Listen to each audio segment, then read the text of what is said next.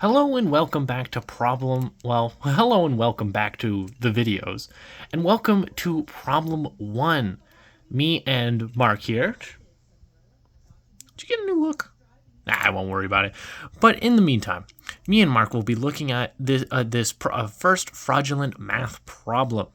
We'll be going through it together, and it'll be mostly on the ambiguous case of sine law. Please do pay attention, as I will be going over it in not great detail, but in detail nonetheless. I will be providing calculator and visual representation on paper.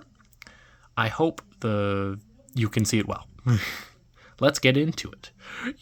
Yippee! All right, so let's see what we have here. And just to let you know, I did have to cut some of it out because as a police officer, I'm not allowed to share a lot of case details with civilians. You are the civilian. So let's see what we have here. M says length A is 2 kilometers. We know angle B is 37.47 degrees. To give a little more context to this, M said he went from point A to point C, which was 5 kilometers, which is true, but then said from C to B it only took 2 kilometers to get there. We are going to be seeing if this is, true and what it would actually take to get to point B. So, first things first, first things first is what we're going to do is see what the actual middle height point of this triangle is. So, pulling out my handy dandy calculator here, so that way I don't have to write it all out. So, we have a great thing of SOHCAHTOA. We have angle 42. We're looking for the opposite of angle 42, which is the height of this triangle. And then we have the 5 kilometers being the hypotenuse. So all we need, sorry about that, coworkers, but as we can tell, the opposite, the angle, and the hypotenuse. So we can just plug it into our handy dandy little pocket computer of, sin 42. And remember, SOHCAHTOA, we're using the sin to find this.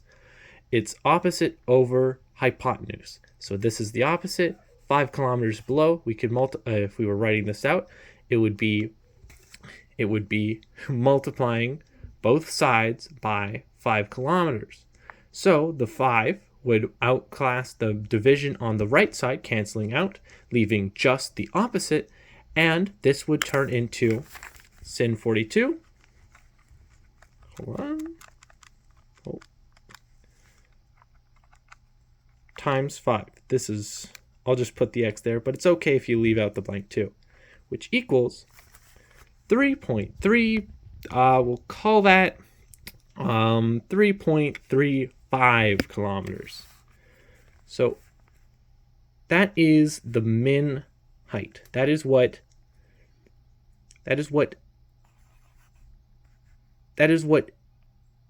A needs to meet to even make the min requirements to make a singular triangle within, the triangle. So therefore, as we can see, comparing, the 2 kilometer mark does not make it even close. In fact, there's no possible triangles here at all. This connecting bit is in fact not possible. And as we can tell, this is not, possible. So instead, we are going to now find what A actually has to be to meet these requirements. Luckily, we know B is already 37.47. So now we can do regular sine law to figure out what A needs to be, which can be shown on the calculator yet again. So follow along. So we are going to start off with the sin on top. So it's sin 42 divided by well,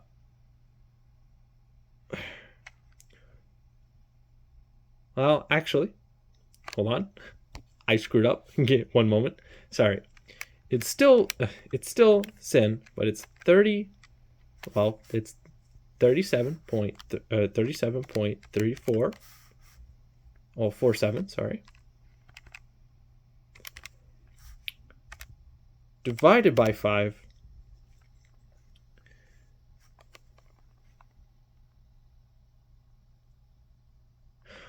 Oh no.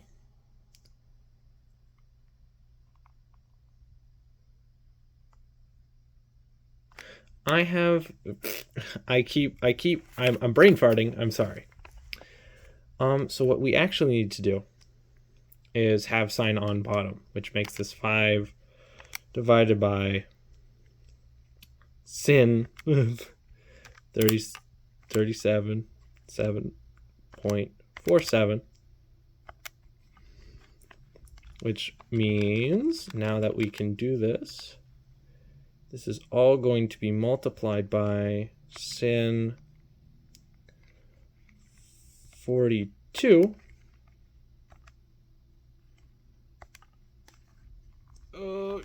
Gotta get all the way over there now. With that nice benchmarker, just leaving side A on the opposite side, as we've multiplied over sin 42, canceling out the sin 42 on the other side. Opposite reactions on both sides of the thing equals 5 point, I'll call that 5.5 kilometers. So the actual distance between C to B is actually C to B. We'll call that a B. It's definitely not a weird P. Actually equals 5.5 kilometers. Meaning that the info we got from M is actually incredibly false. Meaning now that we can press him harder for more questions about actually where he was. If we didn't have angle 37.47, it would have definitely been a lot harder to find that specific angle of what we needed to find it. Luckily, we already knew the angle between it, thanks to our cartographers within the math police lab. So, with all this in mind, I do believe we have our answer. Thank you so much. I hope this was easy to follow along to. And please continue on to the vector section, where we will continue on this fraudulent math problem in problem 2.